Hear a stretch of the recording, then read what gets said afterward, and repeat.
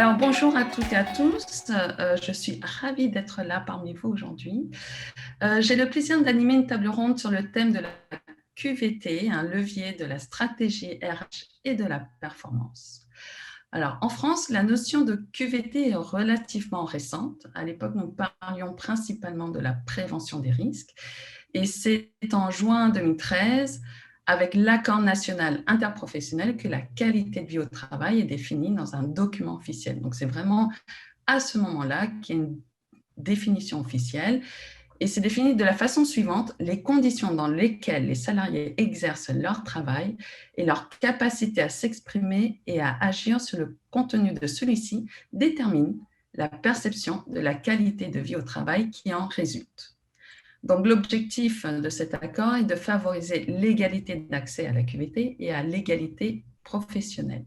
Donc, aujourd'hui, la QVT fait l'objet d'une attention particulièrement soutenue par les entreprises. Et en fait, la crise sanitaire n'est pas étrangère à ce phénomène puisqu'elle a forcé de nombreuses transformations, interrogeant ainsi de nombreux aspects de la QVT. Donc, on peut citer la pérennité du télétravail, la réinvention du management ou encore le maintien du lien social et du sentiment d'appartenance. Et donc, j'ai aujourd'hui le plaisir de donner la parole à 4 experts de la QVT. Virginie Pré et Florence Picard. Elles dirigent toutes les deux la société à mission Bull2B.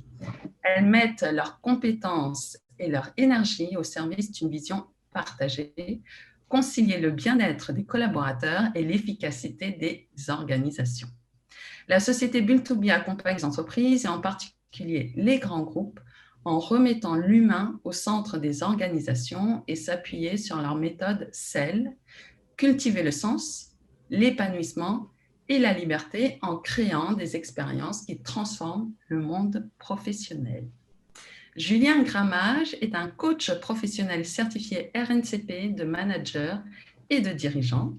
Il réalise des conférences sur la motivation, le management et le bien-être. Ainsi, il accompagne les dirigeants et les entreprises à accroître leur motivation, leur conscience de soi et leur confiance en soi. Bonjour à tous. Marine Goncalves. Après une première carrière en tant que consultante, Marine s'est reconvertie pour devenir sophrologue certifiée en 2017. Elle est également formatrice et conférencière sur les thèmes de prévention santé et de bien-être. Marine met en place des accompagnements préventifs et spécifiques pour le bien-être individuel et collectif avec une spécialisation dans la gestion du stress. Elle intervient dans son cabinet. Alors, la crise sanitaire que nous vivons replace la QVT en vedette et la remet au centre des leviers de transformation. Donc, ma première question, ça sera: qu'est-ce que la QVT pour vous et quels sont les impacts pour la politique RH? Je te laisse la parole, Florence. Bonjour à tous, ravie d'être là pour parler d'un sujet qui nous tient à cœur avec Virginie et avec les autres, bien sûr, participants à cette table ronde. Alors, la QVT, qu'est-ce que c'est? Donc, mis à part, bien sûr, la définition que tu as donnée, qui est la définition officielle, et donc qui est très exhaustive et qui permet de bien voir les contours. Pour nous, chez Bull2B, la QVT, en fait, c'est effectivement d'allier les conditions de travail avec l'efficacité personnelle et collective. Donc, pour ça, nous, on a un acronyme qui est facile à se souvenir, c'est le CEL, c'est le sens, l'épanouissement et la liberté. Et on essaye systématiquement, dans toutes nos interventions, d'apporter de la qualité de vie au travail avec ces 3 axes, on va dire, d'accompagnement. Donc, le sens, c'est par rapport à la mission. C'est effectivement savoir ce qu'on fait, à quoi on contribue dans l'entreprise. L'épanouissement, ça va être plus par rapport à la façon dont on va exercer cette mission, les conditions relationnelles pour exercer cette mission notamment. Et puis, la liberté, ça va être la façon d'harmoniser entre un degré de liberté, une capacité de pouvoir par rapport à ces décisions, tout en étant en intelligence collective en permanence pour pouvoir travailler ensemble le mieux possible dans l'objectif, bien sûr, de pérenniser les projets dans l'entreprise. Donc, pour nous, la QVT, c'est ça. C'est vraiment ces 3 axes, le sens, l'épanouissement, la liberté, qui font que si on travaille sur ces 3 axes, et ils sont interconnectés, bien entendu, donc si on travaille sur ces 3 axes, on va arriver à apporter un maximum de qualité de vie au travail, et on ira même jusqu'à dire de bonheur au travail. Hein. Je sais que ça en fait frissonner certains quand on dit ce mot-là, mais voilà, c'est quand même notre aspiration, c'est de faire en sorte qu'on soit aussi heureux quand on va travailler que quand on est avec des amis ou en famille. Et Virginie, est-ce que tu veux à la compléter? question, ça te va? Okay. Oui, complètement. Oui, oui. Et si ce n'est que ce que tu as dit aussi en introduction, Hélène, c'est que la QVT, pour moi, c'est une sorte de nom de code qui fait qu'on sait tous à peu près de quoi on parle. Mais en fait, elle existe, tu le disais en introduction, ça existe depuis un moment, cette notion-là. Et aujourd'hui, quand on touche à la QVT, quand on s'intéresse à la QVT, en fait, on s'intéresse à la transformation globale de la façon de travailler. Et ça rejoint des tendances qui étaient de plus en plus fortes et qui, via cette crise sanitaire et au sortir de la crise, vont devenir incontournables. Et j'espère que ce sera l'opportunité justement de donner un coup de booster avec tout ce qu'on a traversé collectivement pour vraiment avoir un réel impact au quotidien pour chacun en termes de QVT. Voilà. Marine. Oui, alors effectivement, avec la crise sanitaire, c'est un sujet majeur. Hein. Moi, je l'ai vécu à travers notamment mes accompagnements. J'ai eu énormément de demandes. Bon, j'ai mon activité de sophrologue depuis 4 ans. Et là, j'ai vu qu'avec cette crise sanitaire, il y a eu un besoin énorme pour prévenir des risques psychosociaux. Et la qualité de vie au travail, c'est aussi ça.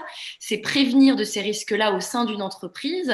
Et ça va dépendre aussi de la culture de l'entreprise. Et ça, je crois que c'est important. Chaque entreprise va avoir sa politique et va mettre en œuvre des actions bien précises. Et c'est vrai que là, il y a vraiment un déclin, enfin vraiment des prises de conscience, si je puis dire, de par cette crise, de par notamment le télétravail, on va en reparler, télétravail, présentiel et comment les collaborateurs le vivent, parce qu'il y a du positif et il y a aussi des choses à revoir, d'amélioration. Donc, comment aussi être à l'écoute de ses collaborateurs. Mais c'est aussi ça la qualité du travail, des besoins de chacun au sein de l'entreprise. Écoute le sens, que disait aussi Florence très bien, le sens, la quête de sens, de l'épanouissement et de la liberté aussi au sein de l'entreprise. Ce volet, je dirais bien, il y a individuel et collectif et individuel. Comment je me retrouve aussi au sein de mon entreprise. Julien, tu veux compléter? Ouais, bon, il y a déjà pas mal de choses qui ont été dites par Marine, Florence et Virginie. Moi, je rajouterais quand même que la QVT, c'est une approche globale, c'est-à-dire systémique. Ça rejoint ce que tu dis, Marine, au niveau individuel et collectif. C'est qu'en fait, pour une entreprise qui veut installer une politique QVT, il faut qu'elle résonne globale, il faut qu'elle résonne entièreté dans son entreprise. Et ça veut dire en gros qu'elle doit savoir comment les salariés peuvent éventuellement se sentir bien ou moins bien dans l'entreprise. Et donc, c'est obligé, quand on parle de QVT, de raisonner global. Donc ça, c'est le premier point qui me vient à l'esprit. La deuxième chose, quand même, on a une sophrologue, on a des consultants et on a aussi un coach. Pour moi, la QVT, n'oublions pas aussi, c'est l'occasion aussi d'avoir on va dire une approche ressource, c'est-à-dire plus une approche problème, c'est-à-dire là ça va pas, on constate et donc il faut agir là-dessus. Non, on va agir sur ce qu'on a de bien dans l'entreprise. Et ce qu'on a de bien, on va l'amplifier de manière à créer, on va dire, un espace ressource global dans l'entreprise. Et dernière petite chose pour moi dans la QVT, c'est une bonne politique QVT. Pour moi, ça ramène 3 choses: du bien-être, donc c'est la conséquence d'une bonne QVT, du bonheur, comme tu le disais Florence, il faut qu'on soit bien à la fois dans notre côté pro et perso. Et dernière petite chose qui n'est pas des moindres, de la bienveillance. C'est-à-dire qu'en fait, aujourd'hui, on parle beaucoup de bienveillance, mais en fait, la bienveillance, c'est de savoir comment l'autre se sent bien dans l'entreprise. C'est accepter comment l'autre travaille au mieux au sein de son entreprise. Et justement, la politique QVT, elle doit s'occuper un petit peu de tout ça, donc en termes de bénéfices, bonheur, bienveillance et bien-être. Et dernière petite chose aussi, en fait, il faut juste voir un truc quand même, c'est que la QVT, ça nous vient quand même de l'Europe du Nord et du Canada. Et petit à petit, on l'intègre en France, notamment, comme tu l'avais dit, Hélène, depuis l'ANI de 2013. Donc, on essaie d'installer ça dans les entreprises et effectivement, le coronavirus met un de collier énorme pour justement installer cette politique. Oui, donc ça met un coup d'accélérateur Voilà. aujourd'hui. C'est vrai qu'en France, on a une dizaine d'années de retard par rapport à la politique mise en place aux États-Unis, au Canada, dans les pays anglo-saxons également. Et donc, du coup, la QVT a également, enfin, on a une vision quand même plus large de la QVT. Il y a une vision RH, une politique RH à mener. Et donc, Virginie, quels sont les impacts pour toi de la QVT pour la politique RH? Puisque, du coup, la politique RH doit notamment englober ces enjeux de QVT. La politique RH, en fait, moi j'aime bien revenir au sens premier des mots. Et quand on parle, on en reparlait tout à l'heure avec Florence, quand on parle de qualité de vie au travail, déjà les mots sont intéressants quand on les prend séparément. Qualité, vie, travail. Si on sort de l'acronyme comme ça, où on ne réfléchit même plus vraiment le sens premier. RH, c'est pareil, ressources humaines. La fonction, pour moi, c'est vraiment revenir à la fonction première des RH qui se sont un peu perdus. Alors, c'est pas pour critiquer les RH, mais c'est du fait des circonstances et des contextes. Nous, bon, il faut savoir que chez Bull2B, on intervient essentiellement avec des grands groupes. Donc, on est vraiment face à cette complexité de la masse et voilà, des choses qui se sédimentent. Mais donc, la politique RH, normalement, la fonction première RH, c'est d'accompagner les collaborateurs, pas uniquement sur les aspects administratifs, légaux, juridiques, fiches de paye, etc. C'est aussi accompagner les collaborateurs dans les conditions de leur travail. Et donc, je pense que dans les dernières décennies, ça avait un peu diminué ça au profit de tout cet aspect un peu administratif, pour faire très caricatural. Hein. Et aujourd'hui, on voit de nouveau, il faudrait que la politique RH puisse s'emparer de nouveau, mais à grande échelle, de cette qualité de vie au travail en proposant, comme tu le disais, Julien, des ressources. Donc, je pense qu'il y a une vraie politique à faire au niveau RH, en gardant à l'esprit toujours quelque chose qui est essentiel pour nous, c'est d'écouter les collaborateurs. Arrêter d'imposer des choses, même avec une bonne intention, même avec un objectif tout à fait louable. Combien de fois on le voit dans les grands groupes dans lesquels on intervient, il y a des actions qui sont mises en œuvre et qui ne sont pas ni utilisées, ni comprises, ni vraiment effectives et efficientes parce qu'en fait, c'est un peu à côté du terrain. Voilà, des vrais besoins. Donc, pour moi, la fonction RH devrait revenir à pousser à l'intérieur de l'entreprise, à écouter de plus en plus les collaborateurs, à avoir ça en continu, en amélioration continue, et à vraiment être au service d'eux. On aime bien la notion de renverser la pyramide et être plus au service des collaborateurs. Je vais donner un exemple parce que je pense que c'est bien qu'à chaque fois, on ait un exemple concret. On connaît les entretiens annuels d'évaluation.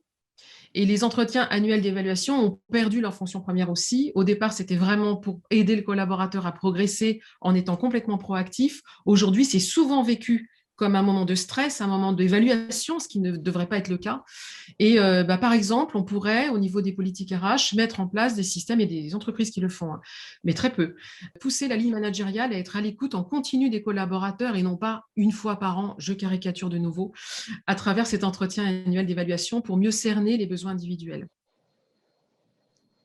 Voilà. Merci Julien. Est-ce que tu veux compléter? Merci Virginie. Est-ce que tu veux compléter Julien par rapport à cette partie? Oui, alors je rejoins ce que vous dites, hein, notamment Virginie, j'aime bien ce terme d'entretien.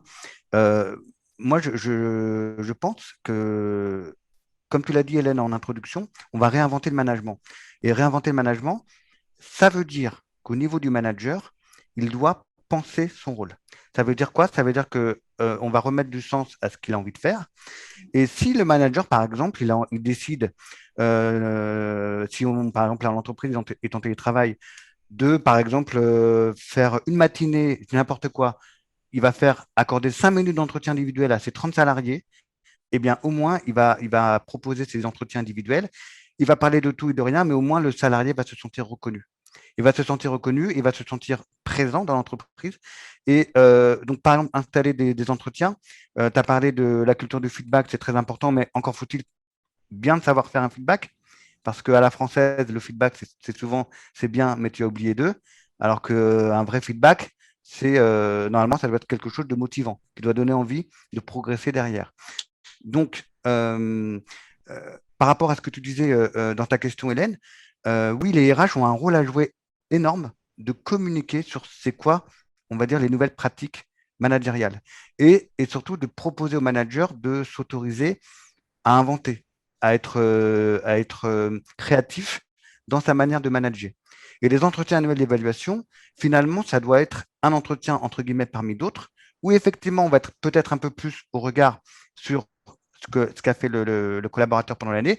Mais il y a quand même un truc quand même. Moi, je le vois, par exemple, dans les entreprises automobiles. Enfin, j'ai accompagné des dirigeants justement dans leur entretien annuel d'évaluation. Et depuis 1 an ou 2, ils ont quand même mis dans leur grille des compétences comportementales. Donc, des compétences comportementales, par exemple, savoir faire un feedback. Par exemple, la capacité d'écoute. Et on dit pas, enfin, le dirigeant ne va pas demander à son collaborateur, bah, est-ce que tu sais bien écouter? Il va lui dire comment tu pratiques ton écoute. Est-ce que c'est de l'écoute active? Est-ce que c'est de l'écoute partielle? Est-ce que c'est de l'écoute, on va dire, absente? Est-ce que c'est parce qu'il faut le faire? Et, et de là va découler un vrai échange de comment se comporte le manager et son collaborateur. Et c'est ça, à mon avis, la clé de la QVT. C'est on va plus. C'est vraiment un chantier parce que au niveau communicationnel, ça va demander beaucoup d'efforts, mais on va plus s'intéresser à comment les managers et les collaborateurs fonctionnent ou travaillent et qu'est-ce qui peut être amélioré plutôt que le contrôle, plutôt que contrôler est-ce que tu as bien fait telle ou telle chose. Voilà. Et la crise du Covid nous a appris, entre guillemets, pour moi, à revenir à l'essentiel, aux fondamentaux, à dire bonjour, à dire merci, à se voir, par exemple, en réunion. Moi, je suis toujours effaré des réunions sans caméra. Pour moi, une réunion sans caméra, pour moi, c'est un manque de respect total et ça donne pas envie de continuer la réunion, en fait. Donc, alors que si on se voit, si on allume la caméra, bah, c'est déjà quelque chose pour moi de bienveillant, d'être à l'écoute et de positif. Et tu donnes de toi. Exactement. Tu donnes de toi. Et alors, du coup, concrètement, pour les managers ou les directeurs et les consultants qui nous écoutent aujourd'hui, on a des études qui montrent un frein majeur des salariés qui ne souhaitent pas revenir au bureau, voilà, qui veulent rester en télétravail. Quels sont les conseils que vous pourriez donner à ces personnes qui nous écoutent? Là, moi, typiquement, c'est mon cas. J'ai des salariés qui me demandent d'être à mi-temps entre le télétravail ou être en présentiel, mais qui privilégient quand même le télétravail.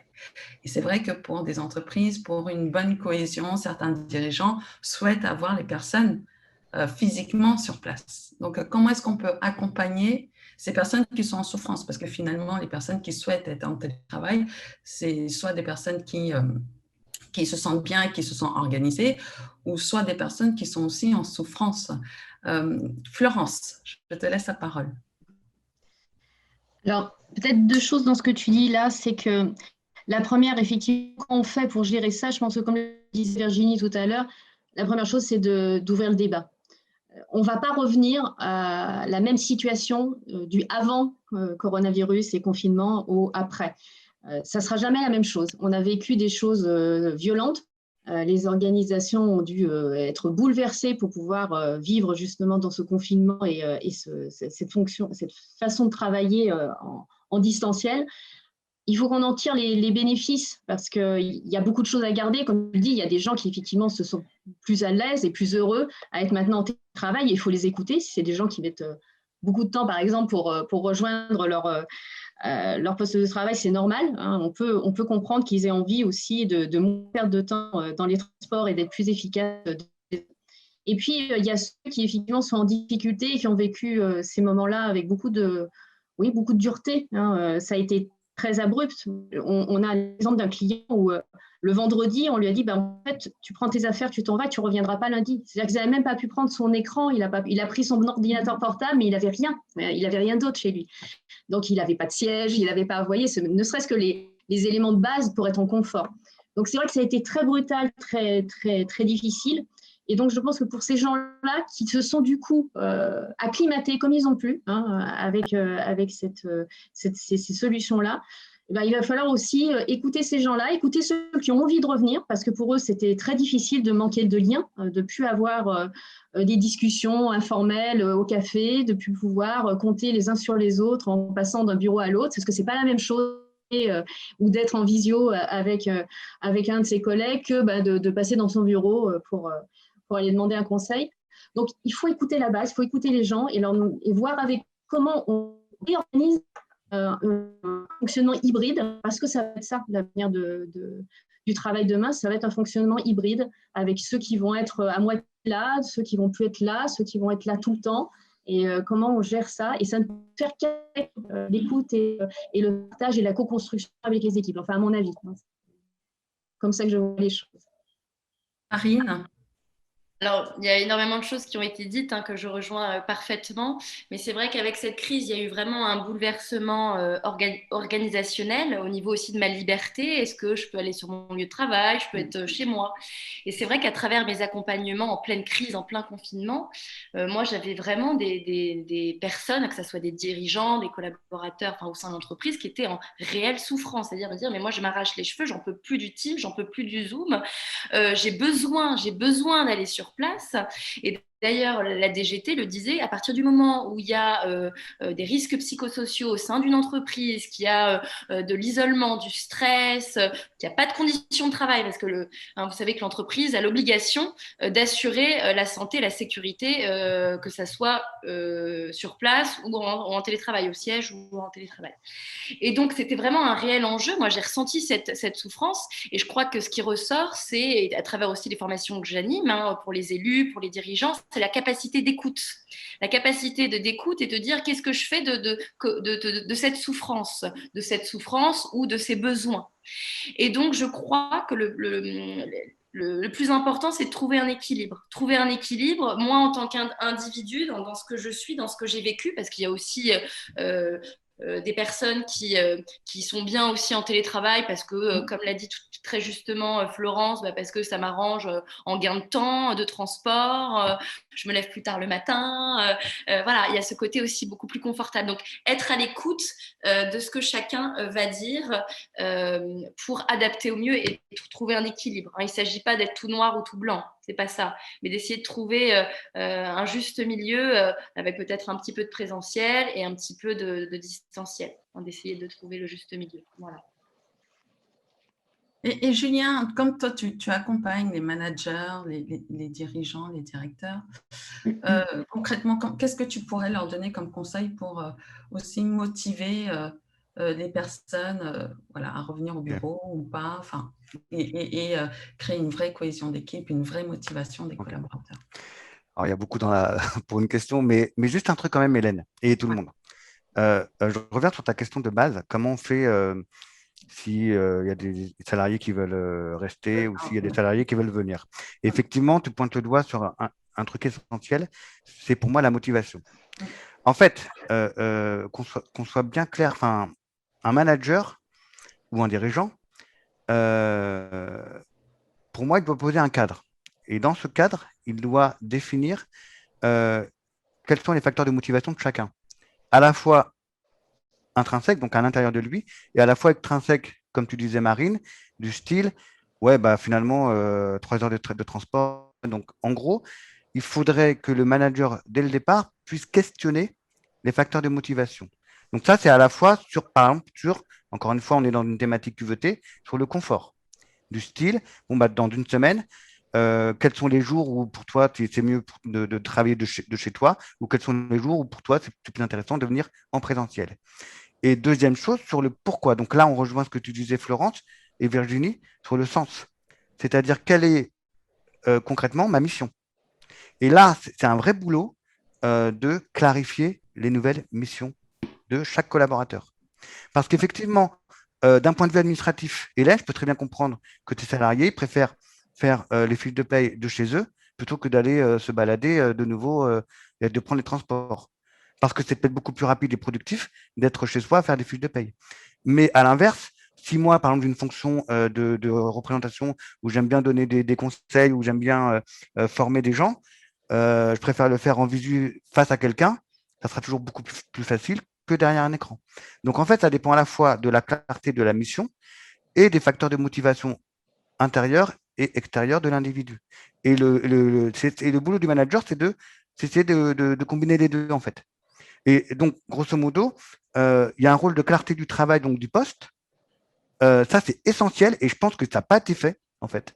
Il y a beaucoup d'entreprises qui disent « Ouais, c'est bon, ils sont chez eux, on continue à bosser comme avant, on fait des réunions à rallonge et puis finalement, on avance au fur et à mesure, ou pas. » et ceux qui se sont posés des bonnes questions, c'est-à-dire finalement quel est le sens de ma mission aujourd'hui dans ce nouveau contexte.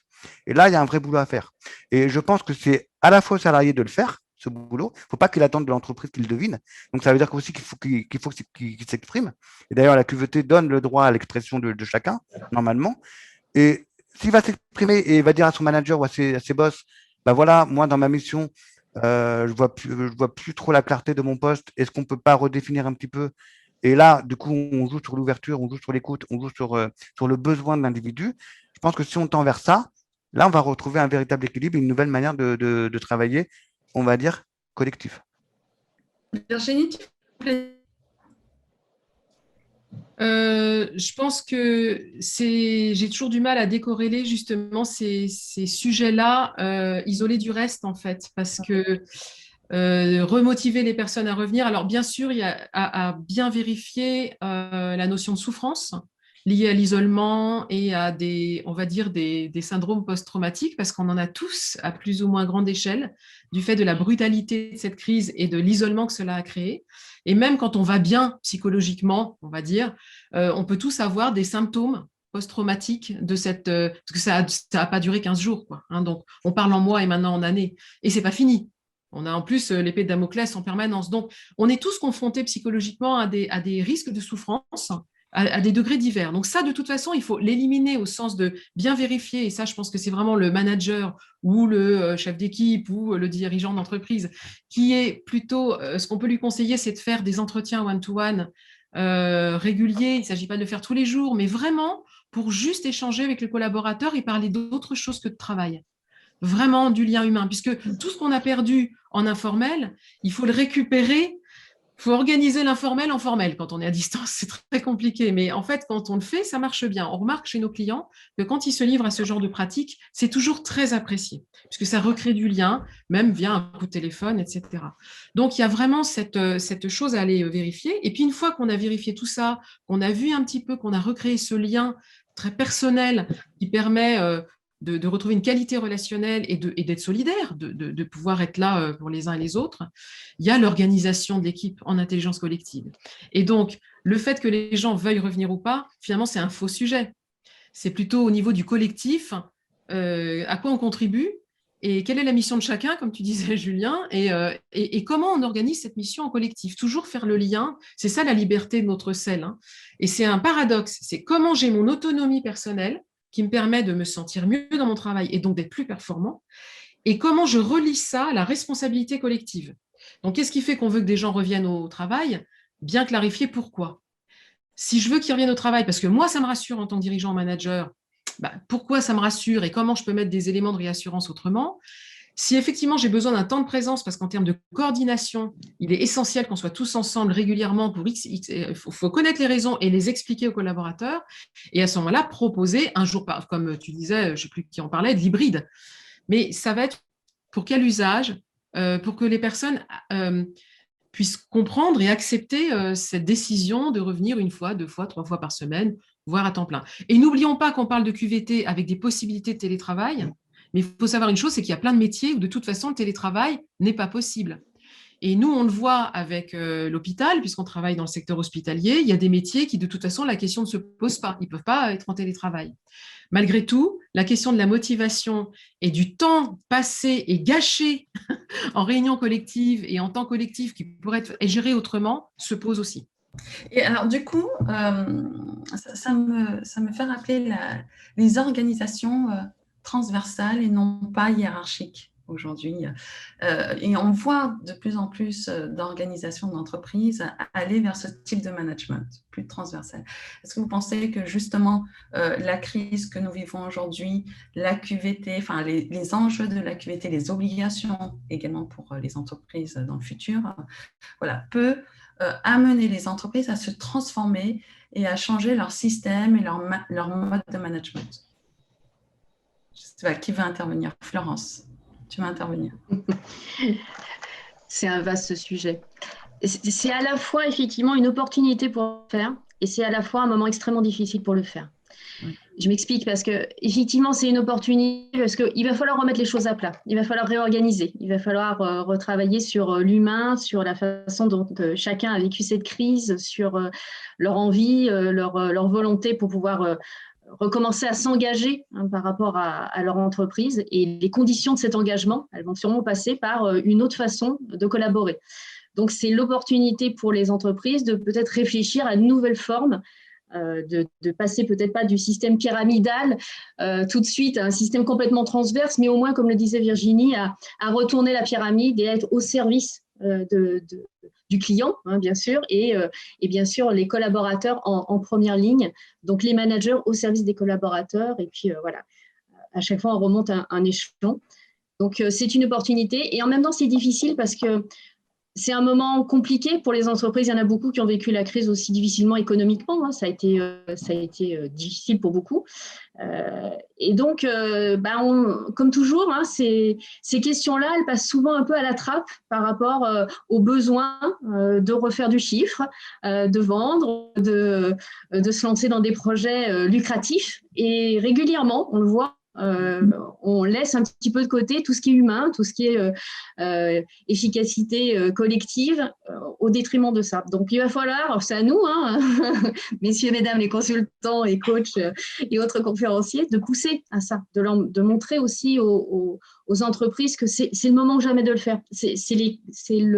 On va dire que la crise aura mis en exergue probablement un dysfonctionnement au sein de beaucoup d'entreprises sur la façon de fonctionner. La culture du présentéisme en est un exemple parfait. Ce côté, c'est très français, de vouloir absolument avoir tous ces gens autour de soi pour vérifier qu'ils travaillent bien, etc. Bon, voilà, la crise a montré que non, on pouvait faire confiance, que les gens arrivaient à travailler même quand ils n'étaient pas sous les ordres directs de leur manager. Donc, voilà, il y a des choses qui commencent à émerger et il va falloir surfer sur cette vague. Julien, tu veux intervenir? Je ne t'entends plus. Moi, je veux bien. Oui, vas-y, Julien. Alors, moi, j'avais, par rapport à ta question, Hélène, au niveau de l'organisation, depuis quand même avant le Covid, il y avait les fameuses entreprises libérées, c'est-à-dire les organisations aplaties, où les chefs peuvent manger le midi avec le collègue, où il n'y a plus de bureau, en fait, où on est dans du flex office. En fait, pour moi, ça, c'est un outil, mais avant de penser structure organisationnelle, il y a un truc, en fait, pour moi, qui est l'occasion de perfectionner, c'est la raison d'être de l'entreprise. C'est-à-dire, grosso modo, travailler sur les valeurs et la vision de l'entreprise. Et de ça va découler le mode organisationnel. En gros, à quoi ça sert bonjour. À quoi ça sert pourquoi notre entreprise existe ou pourquoi notre institution existe? Quelle est notre raison d'être? À quoi on sert? Et comment tous ensemble on va s'adapter pour travailler au mieux ensemble? Et donc, vision, valeur et on va dire mode opératoire, c'est comme ça qu'on doit raisonner et plus avec des mots valises. Par exemple, le terme accompagnement de changement, on change en fait tous les jours. On n'a même plus besoin de dire on va faire un accompagnement de changement parce qu'on va changer d'organisation. On change tous les jours d'organisation.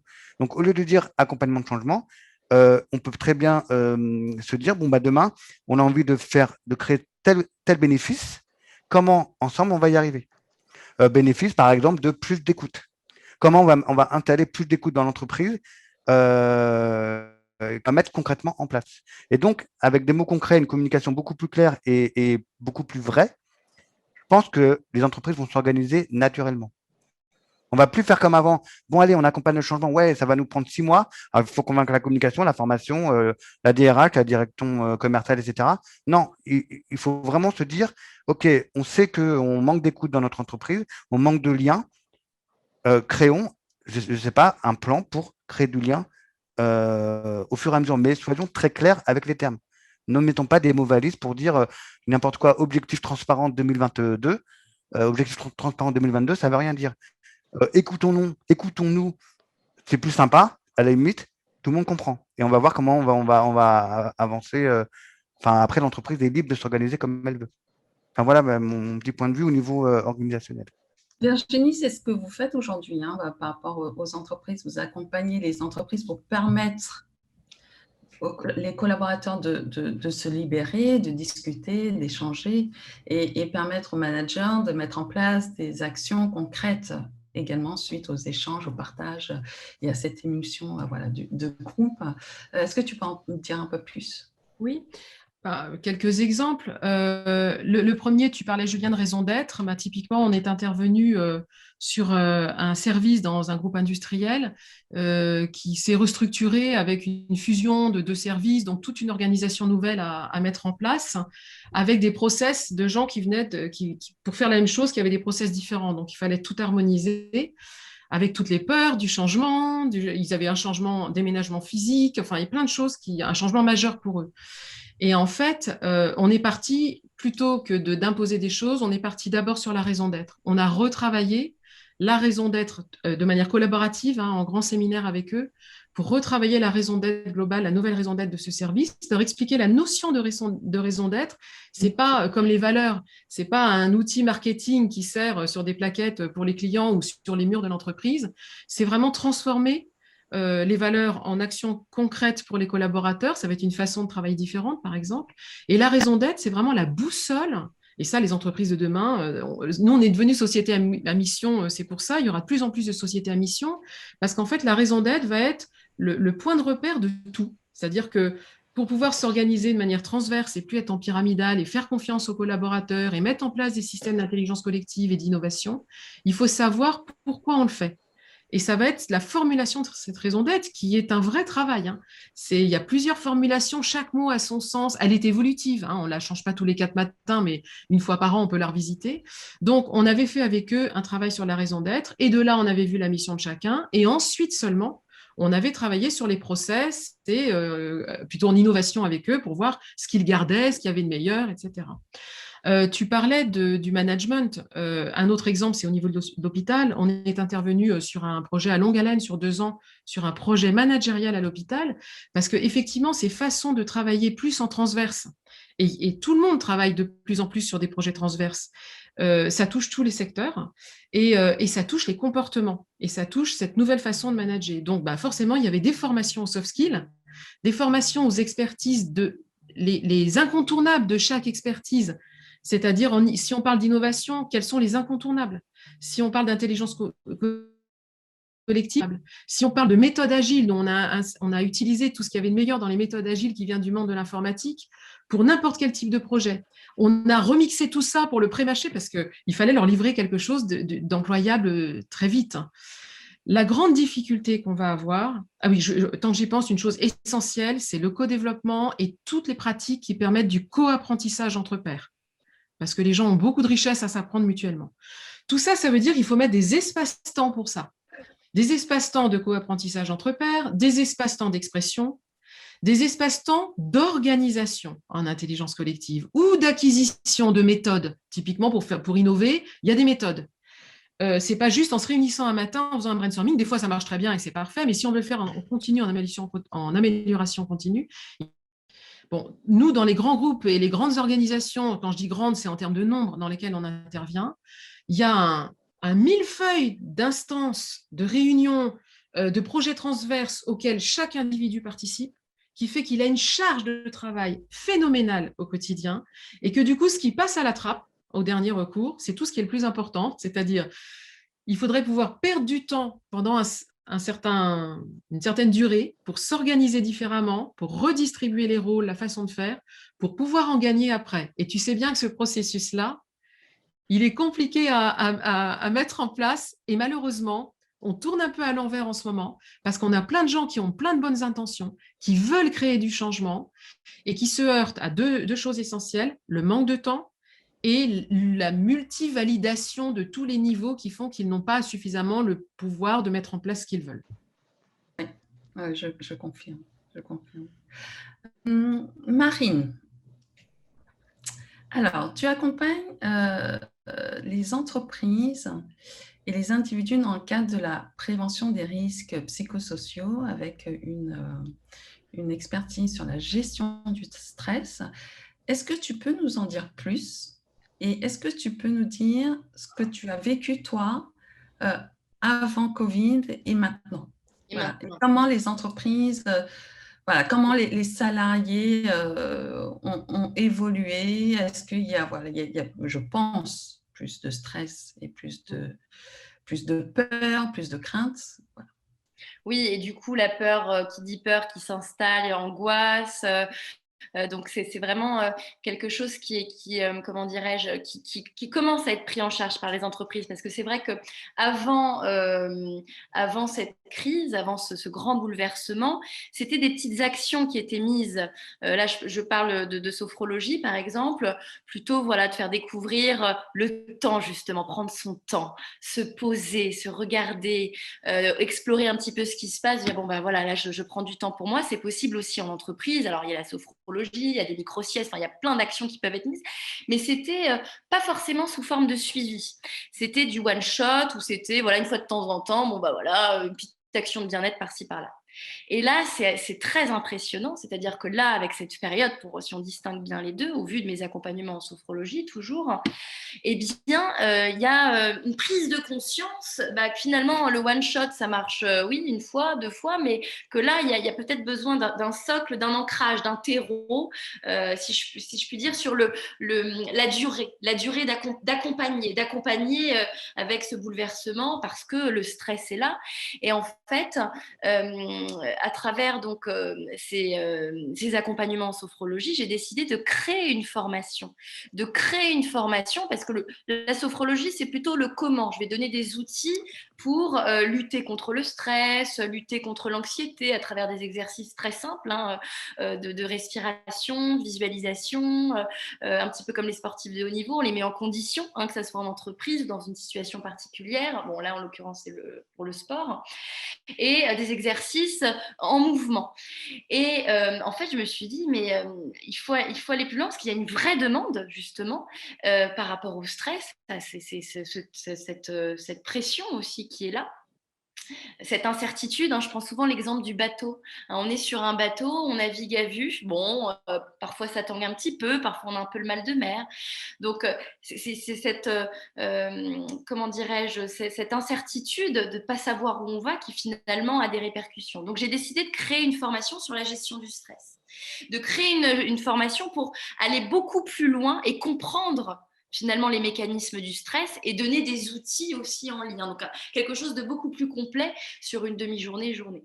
Et en plus de ça, donc, en fonction aussi du temps, parce que c'est ce que disait Virginie aussi, on veut mettre des actions, il y a le manque de temps, mais il y a aussi faire remonter l'information au niveau de la hiérarchie, la mise en place peut-être un petit peu longue.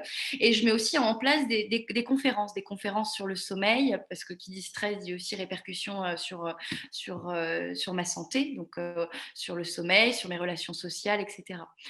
Donc, voilà, il y a vraiment cette optique finalement dans mon métier qui me passionne d'accompagnement et de transmettre aussi. De transmettre. L'accompagnement, c'est plutôt la sophrologie. La transmission, on est plutôt dans des formations sur une demi-journée, journée, ou à travers des conférences de prévention santé. Voilà.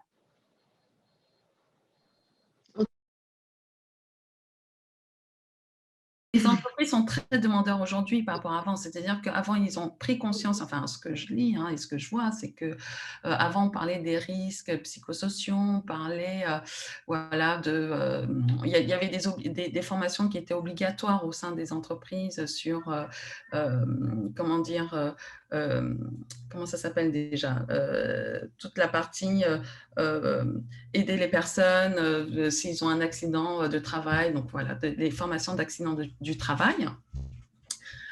Et donc aujourd'hui, par contre, les entreprises... Non, Charles, s'il te plaît. Les joies du télétravail.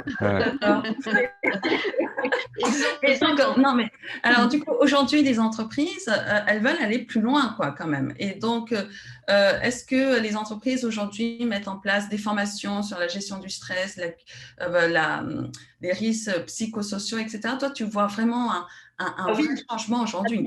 Complètement. Et c'est déjà le cas. Donc, j'anime. Et puis, ça va même plus loin. C'est aussi, j'anime des formations sur l'écoute. Comment, en tant qu'élu, en tant que dirigeant, je reçois une personne en souffrance. Donc, il y a vraiment une vraie demande au vu de la situation. Et puis, oui, une prise de conscience en disant, bon, bah, c'est bien de faire des one-shots de temps en temps, mais là, il faut vraiment ancrer, il faut qu'il y ait quelque chose de beaucoup plus profond dans ma posture et puis dans ma capacité aussi d'accueillir une personne en souffrance avec plein de comment dirais-je, de mécanismes à mettre en place au sein de l'entreprise. Donc, ça va dépendre, encore une fois, on revient au système, à la culture de l'entreprise, ça va dépendre aussi de la taille de l'entreprise, de ce qui est important pour moi, de les valeurs de l'entreprise. Mais là, c'est vrai que bon, j'accompagne principalement, j'interviens beaucoup dans les grands groupes, un petit peu moins dans les startups, mais je vois bien que dans les grands groupes, alors c'est vrai qu'il y a une espèce de frénésie, il y a un monde fou, on ne sait plus parfois par où commencer, à qui s'adresser, mais ça commence à, moi je trouve qu'il y a vraiment une transformation qui est en train de, voilà, d'être présente en tout cas. Ouais. Ouais, je trouve aussi. Et alors, il y a une transformation parce qu'il y a une obligation qui a été mise en place en 2013 également. La réglementation va encore évoluer avec la crise que nous vivons. Les entreprises vont être obligées de mener des actions et vont être obligées de prouver qu'elles ont mené des actions et comment elles l'ont mené. Quelles sont les actions concrètes que vous pouvez, que les entreprises peuvent mettre en place? Quels conseils vous pouvez donner à nos auditeurs et auditrices aujourd'hui? Virginie. Ah, tu veux, vas-y. Ouais, et Hélène, je voulais juste revenir juste sur ce qu'on disait avant, Oui. avec les témoignages de Virginie et Marine, parce que là, je pense qu'on touche un petit peu aux actes de progrès que l'entreprise doit mener, et je trouve que c'est vraiment très important. Il y a, comme tu le disais, Marine, la notion d'écoute, par exemple, ou la notion d'accueil de la souffrance, ça, c'est vraiment un champ de compétences nouveau que doit acquérir le manager. Et comme tu le disais, Virginie aussi, quand on parle de... Alors moi, il y a un truc, le mot agilité m'énerve, parce que en fait, il a son sens, évidemment, mais si une entreprise se dit, ouais, on va faire des formations agiles, alors que la culture de l'entreprise n'est pas apte à accueillir cette agilité, n'appelons pas ça de l'agilité. Et ça, c'est très important parce que je trouve encore qu'on risque encore de faire les mêmes erreurs qu'avec la politique handicap il y a 10 ans. C'est-à-dire qu'au lieu de dire on est en train de s'occuper du handicap, ou on est en train de s'occuper de la QVT, ou on est en train de mettre de l'agilité, non. Il faut savoir quel est le sens. Par exemple, moi, j'ai accompagné une entreprise culturelle qui avait deux, trois dirigeants de cette entreprise culturelle et ils nous avaient dit, ah ouais, on a eu une formation agilité, mais ça ne sert à rien. Et en fait, ils ne se sont pas posé la question, c'est quoi l'agilité et est-ce qu'on en a vraiment besoin? Et ça, pour moi, c'est des gadgets RH ou des gadgets de formation qui n'ont plus lieu d'être aujourd'hui. Je pense que les dirigeants, ils doivent se poser la question, on en revient sur ce qu'on disait, Florence, avec la raison d'être, qui on est, à quoi on sert? Est-ce qu'on a vraiment besoin d'agilité pour faire comme tout le monde? Non. On a peut-être besoin de revenir sur des fondamentaux avec des mots simples et, comme tu dis, Marine, de l'écoute, du sens, comment on peut fonctionner au mieux par rapport à qui on est et qui nous sommes et notre entreprise et le nombre de salariés. Et c'est pour ça qu'il faut faire attention avec pour moi, ces mots gadgets. Restons simples en mode vraiment au niveau du sens. Et je termine juste par deux compétences en plus que doivent avoir les managers et les collaborateurs. Là, on parle beaucoup du management par la confiance, mais effectivement, si on veut arriver au bout des politiques QVT, c'est seulement si on va faire confiance à son voisin. Et si on ne fait pas confiance à son voisin, ça ne sert à rien. Donc ça, il y a la notion de confiance. Et la deuxième, si on veut mettre de l'agilité, dans l'agilité, ça nous vient du monde informatique. Qu'est-ce qu'on apprend dans le monde informatique? On apprend le droit à l'erreur et l'expérimentation. Donc, si on met en place une politique et qu'on se plante, c'est pas grave, parce qu'on aura appris de nos erreurs. Et n'oublions pas un truc aussi, c'est que la QVT, c'est une approche ressource. Donc, qu'est-ce qu'on apprend de ces erreurs? C'est quelles ressources on a acquis grâce à cette expérimentation. Et c'est ça que le gros boulot, à mon avis, des collaborateurs et des dirigeants, c'est de changer de mentalité. Tu parlais de visualisation marine, ou de préparation mentale. Oui. Eh ben, il faut se préparer mentalement à l'échec, et c'est pas grave. Oui. Il faut se préparer mentalement à l'erreur, et c'est pas grave. Il faut se préparer mentalement à qu'est-ce que ça va nous apprendre, cette dimension stratégique, ou cette stratégie. Et c'est ça que, où la France est très en retard, et c'est pour ça que moi, on va peut-être en parler à la fin, Hélène, mais je m'inspire beaucoup des entraîneurs de sport de haut niveau. une équipe, avant de gagner un tournoi, elle perd des matchs. Et on n'est pas comme une entreprise à dire, ah là là, on a perdu, donc on va tout changer. Non, qu'est-ce qu'on apprend de ces erreurs? Les joueurs, ils restent les mêmes, ils vont progresser. Les collaborateurs sont les mêmes, ils vont progresser. Ils vont progresser avec de nouvelles compétences. Et c'est ça qui va faire avancer les choses. Et moi, pour moi, c'est vraiment un travail de mentalité globale. C'est pour ça que c'est une approche globale, la QVT. C'est pas du one shot et c'est pas comme on le disait tout à l'heure, du one shot. Voilà. Ouais, je suis tout à fait d'accord. Florence, tu veux intervenir? Peut-être juste un petit mot sur l'agilité, parce que c'est une notion qu'on a abordée là rapidement, mais là où tu as raison complètement, Julien, c'est que comme pour tous les principes, hein, on entend beaucoup parler de bienveillance, on entend beaucoup parler de manager, leader et coach, tout ça c'est des mots, mais il faut bien donner un nom à des comportements et à des nouvelles attitudes. L'agilité, c'est aussi un mot. Mais il recouvre beaucoup de choses et tu viens de le dire, ce qui recouvre principalement, c'est cette capacité à rebondir sur des phénomènes qui nous arrivent comme ça de but en blanc et qui auraient freiné avant, et comment on fait au contraire pour être en mode proactif, pour essayer de trouver des solutions, pour essayer justement et avoir ce droit à l'erreur.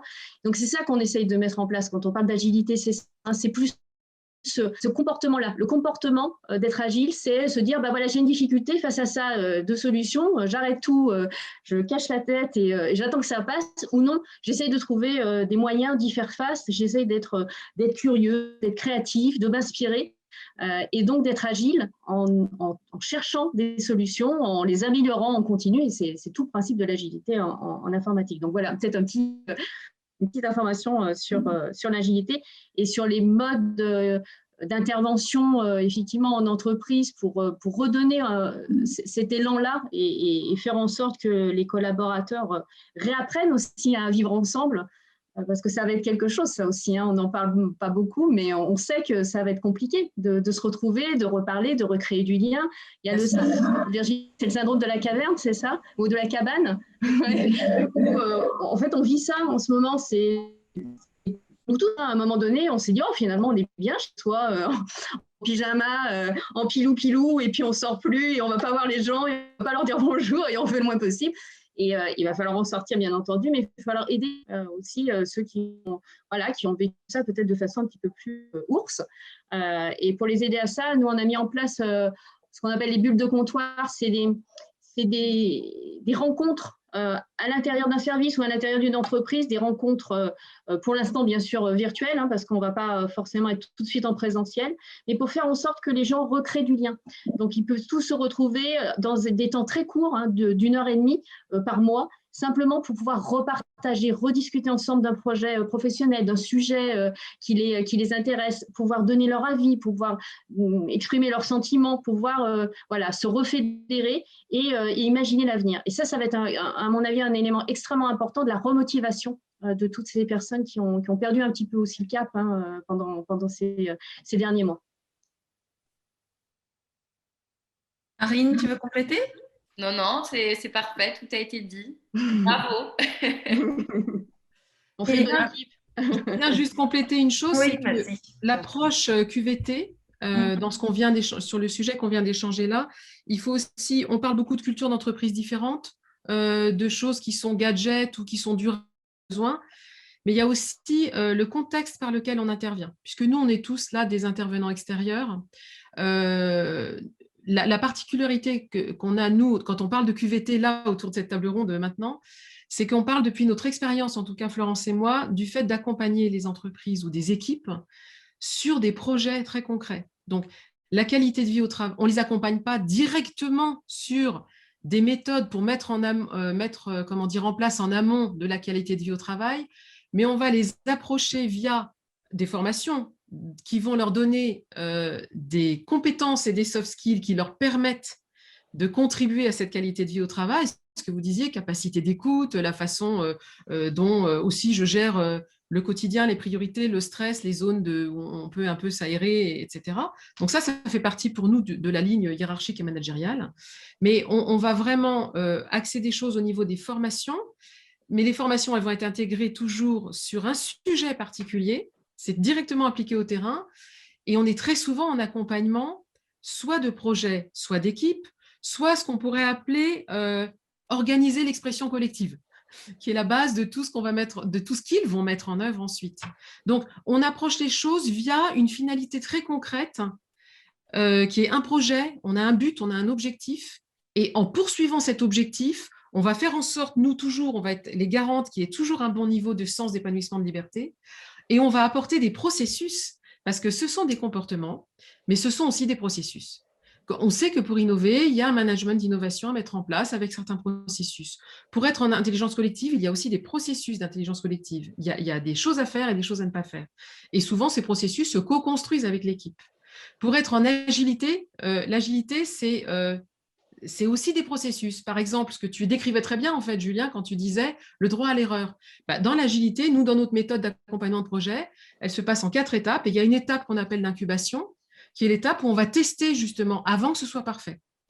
Et bien sûr, il y a la culture de l'entreprise. Ça se heurte à une culture d'entreprise qui va avoir du mal à pas faire des choses parfaites, ce qui crée une zone de stress énorme. Tant que c'est pas parfait, tant que tout n'est pas vérifié en amont, on y passe un temps fou, on ne le met pas sur le terrain. Alors que si on passe en mode d'agilité, on va tester, se décomplexer sur la notion. Évidemment, on va aborder les choses. On va tester sur un échantillon, on ne va pas tester l'ensemble du projet. Et donc, si on fait des tests comme ça, on va assouplir cette culture du droit à l'erreur.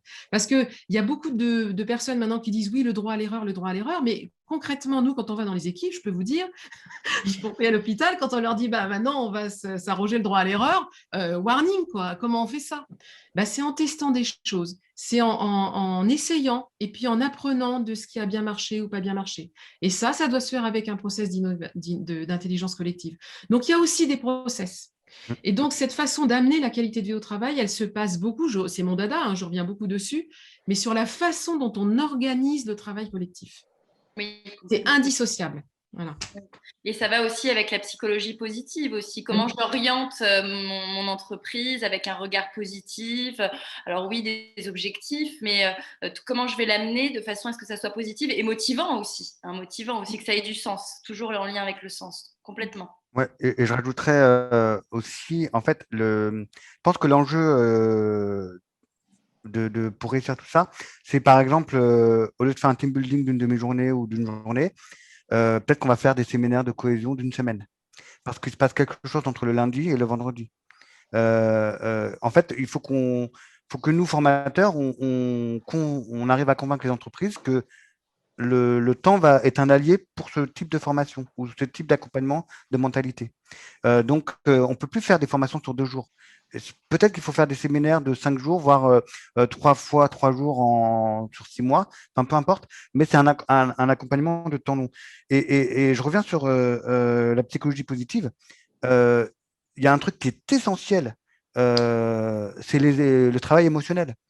Moi, ça m'est arrivé, par exemple, d'intervenir pour des ingénieurs hospitaliers il y a 2-3 ans. Il y a un manager qui a une 50aine d'années, et il me dit, on a le droit de réfléchir avec notre cœur. Enfin, le gars, il était toujours rationnel, il était orienté que le cerveau, et il ne s'autorisait pas à s'exprimer avec le cœur. Et le cœur, pour moi, l'émotionnel, c'est hyper important.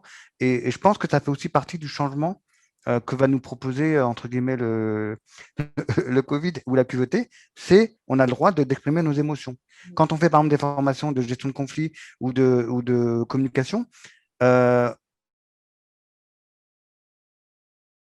et exprimer son sentiment ou exprimer son émotion. Et ça, pour beaucoup, c'est incompréhensible. Parce qu'on a quand même la génération X, la génération Y, moins la génération Z, mais quand même, ah ouais, on a le droit de dire ce qu'on pense, on a le droit de dire qu'on est blessé, on a le droit de dire qu'on a peur. Et ça, c'est un vrai changement de mentalité. C'est pour ça que ça prend du temps. Ça ne va pas être en 1 jour et demi qu'on va dire allez, vas-y, parle avec ton émotion, tu vas y arriver. Ça, c'est pas bon. Ça, c'est pas du tout le type de formation qu'il faut faire. Mais d'autoriser l'autre à dire tu as le droit de commencer tes phrases par je et tu as le droit de dire que tu as mal ou que tu n'y arrives pas, ça commence à être possible. Et ça va prendre du temps. Et voilà. Donc, attention aux formations courtes du style nous, on arrive, on est des coachs et des sophrologues et on impose cette vision. Ça, c'est pas du tout la bonne méthode. On va prendre l'individu comme il est, OK. On va voir ces ressources, puisque QVT égale approche ressources, et on va essayer de les améliorer, de les faire ressortir pour qu'ils puissent les utiliser. Et là, après, on va arriver à cette notion de plaisir. Et donc, pour moi, la motivation, c'est ça, en fait. C'est partir de l'individu ou de l'équipe et essayer de ressortir le maximum pour que l'équipe bosse en mode plaisir. Mais ça prend du temps, c'est pas en one shot. Et Virginie, alors du coup, la QVT, cette prise de conscience pour les entreprises et même pour les humains, d'exprimer leurs émotions, de se retrouver, d'être plus dans le partage. Est-ce que les entreprises aujourd'hui, elles sont prêtes? Enfin, est-ce que tu vois qu'il y a un changement? Est-ce que les décideurs vont s'approprier de ces enjeux-là ou pas sur les semaines, mois, années à venir? Je sais que bon, tu vas Il pas n'est pas encore dans les cartes pour voilà. savoir si dans les mois qui viennent, comment ça va se passer. Parce que tout le monde est tellement en arrêt sur image et en train de revenir à des fonctionnements. Il y a tellement d'enjeux et beaucoup de travail au niveau de nos relations professionnelles du côté des entreprises. Ils sont tous très débordés en ce moment au niveau travail. Donc, par rapport à la place des émotions, en tout cas, ça dépend complètement des personnes. C'est vraiment en fonction des personnes. Il y a des managers et des gens dans les lignes hiérarchiques et chez les collaborateurs qui sont naturellement enclins à avoir le positif et qui vont s'emparer assez rapidement en fait de cette opportunité. Et il y en a qui vont botter en touche ou pas y aller. Si on parle de formation ou si on parle de s'intéresser au sujet. Après, je reviens au process. Nous, on parle du triptyque intelligence émotionnelle, c'est la base. Avoir un minimum, monter un peu la jauge d'intelligence émotionnelle est nécessaire et ce n'est pas quelque chose qu'on apprend encore dans nos cursus d'éducation. Donc forcément, on a tous un énorme retard à rattraper en termes d'intelligence émotionnelle. Donc il y a cette base et certaines choses essentielles, simplement pouvoir mettre un mot sur ce que je ressens maintenant, qui ne sera pas la même chose dans 5 minutes, dans 1 heure, dans 3 heures, etc.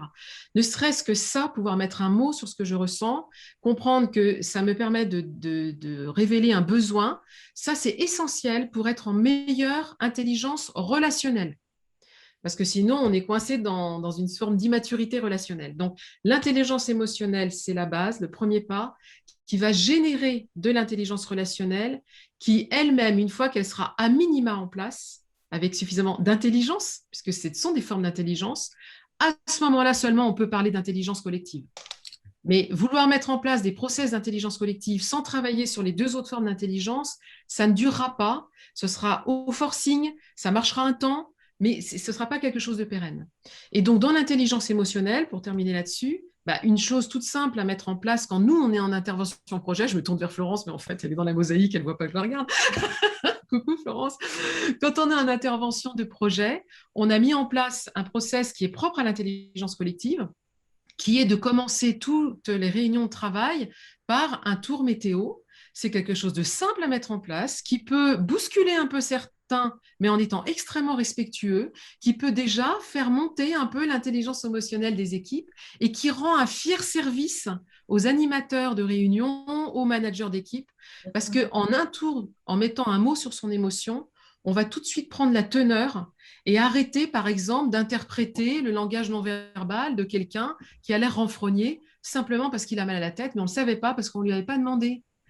Et si on fait un tour météo, on va avoir en un mot comme ça, très rapide, on n'est pas obligé d'expliquer pourquoi, il n'y a rien d'obligé, mais il y a un tour. Et chacun va mettre un mot sur son ressenti. Et dans les ressentis dits négatifs, le manager ou l'animateur de la réunion va pouvoir demander si ça a un lien avec l'objet de la réunion ou pas. On peut demander si on peut apporter de l'aide, oui, non, donc on reste respectueux, mais on peut faire jouer la solidarité. Et si ça n'a aucun rapport, enfin si ça a un rapport direct, pardon, pas personnel, mais par rapport à la réunion, là on peut demander effectivement de voir quel est le problème. Et ça peut faire gagner un temps fou et augmenter la capacité d'attention, réduire le temps de réunion. Il commence à y avoir des chiffres là-dessus. Donc, il y a des choses à mettre en place dans les process qui vont vraiment améliorer, du coup, la qualité de vie au travail. Parce qu'on va vivre une réunion complètement différemment. Ça ne fera pas tout, mais c'est une partie. Et en même temps, ce que tu dis, alors moi, c'est exactement ce que je fais. Je demande toujours un peu la météo intérieure en début de séance. Et en même temps, c'est poser la question comment ça va, mais je te pose la question, comment ça va? C'est vrai que souvent, c'est assez rapide. Bon, ça va, oui, ça va, et toi? Là, il y a vraiment, OK, on se pose et on pose la question, comment ça va aujourd'hui? Est-ce que ça va? Et sans que ce soit intrusif, attention, parce que parfois, c'est vrai que ça peut être mal interprété. Donc, faut faire attention, tout dépend du contexte, etc. Mais ça permet aussi de poser les choses. Moi, je sais que quand j'anime, par exemple, mes conférences sur la gestion aussi des émotions, je pose toujours la question, quelle est la dernière émotion que vous avez ressentie? Ah bah tiens, ah oui, celle-ci.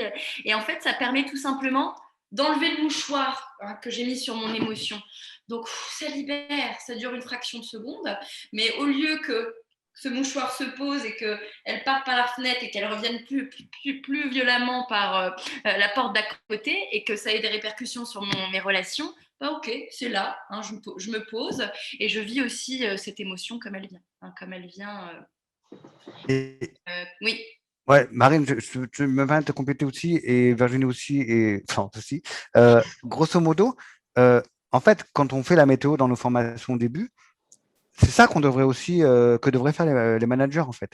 Alors, ils vont pas arriver en disant c'est quoi ta météo, mais au moins de trouver cet espace d'écoute, de créer cet espace d'écoute. Parce que la météo, on le fait dans tous les cours de coaching, dans toutes les formations comportementales.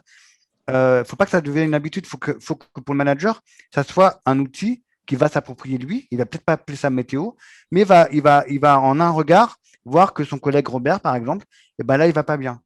Et il va s'intéresser à lui, ne serait-ce que 2 minutes. Voilà. Et c'est ça que veulent les collaborateurs. Ils veulent de la reconnaissance à la fois sur ce qu'ils vivent et ce qu'ils ressentent.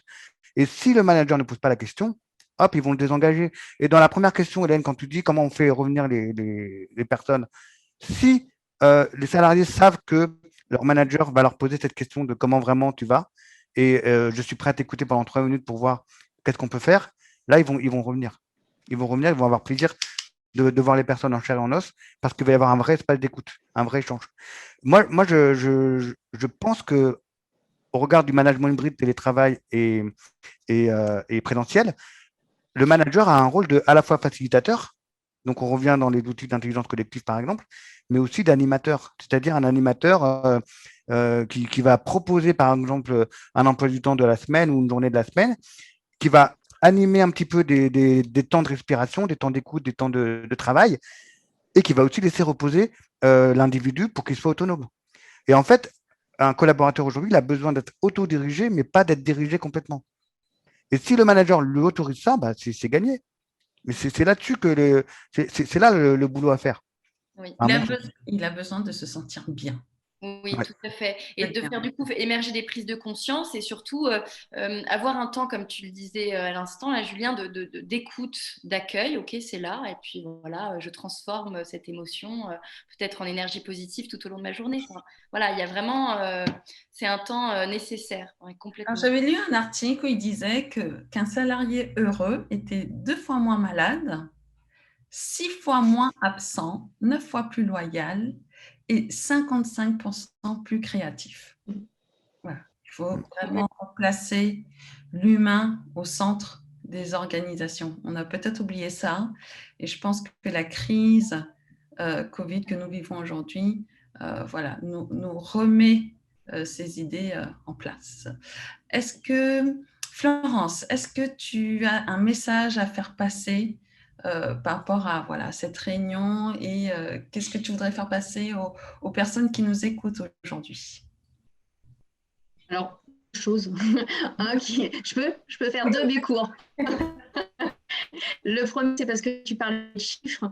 Moi, il y a un chiffre qui m'a alerté il y a quelques temps, et c'est un baromètre sur la santé psychologique qui est paru là en 2021, et qui dit que le burn-out concerne 1,5 fois plus les managers et que 52% d'entre eux sont en détresse psychologique. Et si je voulais dire une chose là-dessus, c'est qu'on demande beaucoup aux managers, hein, on le redisait, Julien, effectivement, on attend beaucoup d'eux pour pouvoir motiver les équipes, redonner cette envie de venir travailler, redonner les conditions qu'il faut pour que ça se passe bien, mais on leur demande beaucoup aussi et qu'ils ont besoin d'être accompagnés. Et c'est pour ça que nous, on ne les oublie pas et qu'on met beaucoup à leur service tous les process, tous les outils, toutes les méthodes qu'on peut avoir, parce que c'est faramineux ce qu'on demande aux managers maintenant. On est en train de leur demander de changer complètement de cap rapport à ce qu'ils faisaient avant. Ils sont plus dans le contrôle, la capacité de connaître une expertise par rapport à un sujet. Ils sont justement dans ce manager, leader et coach dont on parle beaucoup, mais qui demande beaucoup de compétences, beaucoup de capacités. Donc voilà, un petit message là-dessus sur effectivement sur les managers qui ont bien besoin d'être aidés. Mais mon deuxième message, c'est possible.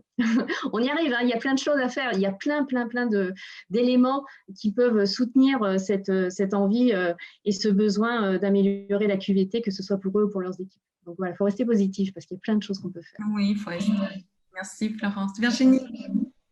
Que ce serait un vœu, en fait, que cette sortie de crise qui commence, parce qu'on n'en est pas encore complètement sorti, je ne sais plus si on peut dire sortie de crise ou en cours, enfin bref, on va vers en tout cas une nouvelle étape, que ça nous donne l'opportunité de transformer vraiment très concrètement le monde professionnel et que ça donne vraiment un coup d'accélérateur sur une nouvelle culture d'entreprise, une nouvelle culture professionnelle, parce qu'en fait, les motivations n'ont jamais été aussi fortement partagées et visible. Donc, je trouve que c'est une formidable opportunité. Donc, qu'on se saisisse de ça. Et effectivement, ce n'est pas pour faire notre publicité particulièrement, mais je pense que les entreprises ont vraiment besoin d'aller chercher des ressources. Et s'il y a bien un moment où on peut co-créer des choses ensemble, accompagner et pousser dans le bon sens, c'est vraiment maintenant, quoi. Enfin, il y a vraiment une carte à jouer en ce moment et c'est assez passionnant, en fait. Et comme disait Florence, pas charger les mêmes personnes. Il faut vraiment arriver à ce que tout le monde, chacun, nous, c'est notre politique, hein, la politique des petits pas dans son contexte, peut faire un petit pas vers une progression. Imaginez l'effet de masse si tout le monde, de son côté, fait un petit pas. À un moment donné, il va se passer quelque chose. Ça va bouger. Donc voilà, que cette culture d'entreprise et cette culture professionnelle bouge enfin de manière beaucoup plus rapide vers la qualité de vie au travail que ce n'a été dans les dernières années. Merci Virginie. Marine? Les prises de conscience, hein, prise de conscience, je crois que c'est le mot qui me vient à travers cette prise de temps aussi. Plus je vais prendre le temps d'accompagner, d'écouter et de faire émerger des prises de conscience pour veiller à la bonne santé de mon entreprise, hein, au niveau global et individuel, hein, de chacun d'entre nous. Merci Marine. Julien? Moi, je dirais, justement, c'est l'opportunité enfin de s'autoriser à être soi au travail, avec toute sa part d'autonomie, d'envie de faire et d'être. C'est l'occasion pour les collaborateurs et les managers de le faire. Donc, nouvelles règles du jeu, nouveaux cadres à poser, et nouvelles manières d'être soi et d'exprimer son être dans son meilleur, en fait. Voilà. Merci à nos intervenants. Merci Florence, Virginie, Marine, Julien. Merci à toi.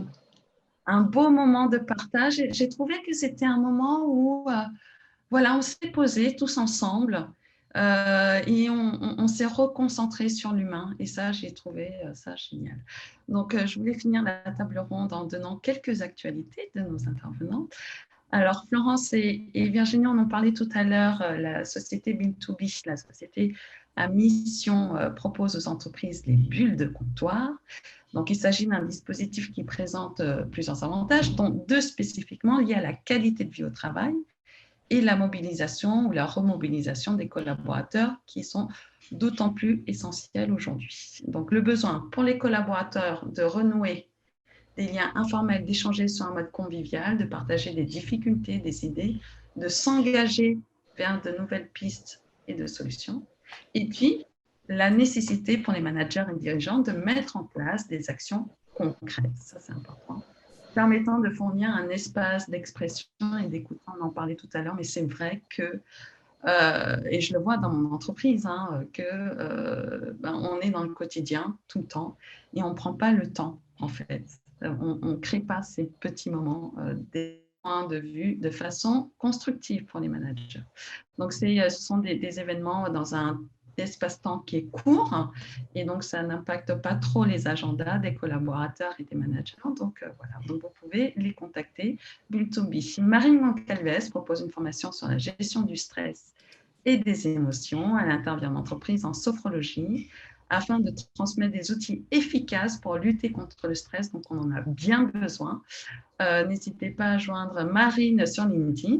Et puis, enfin, si vous avez besoin d'un coach de manager, un accompagnement pour des problèmes de leadership, de management ou de prise de parole, vous pouvez contacter Julien Gramage sur LinkedIn. Il anime également une conférence motivante pour vos équipes de management qui apporte du bien-être et de la performance. Et le titre de cette conférence, c'est « Et si vous managez comme les grands entraîneurs ?» Et donc, la conférence fera l'objet d'un livre qui devrait sortir pour octobre 2021. J'ai hâte de lire, Julien.